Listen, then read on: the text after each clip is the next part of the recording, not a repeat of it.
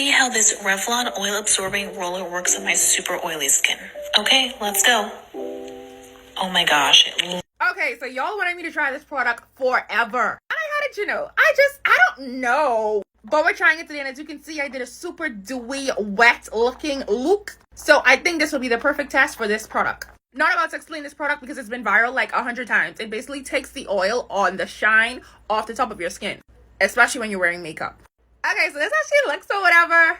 Now, wait, let me start because like real time. Let's go.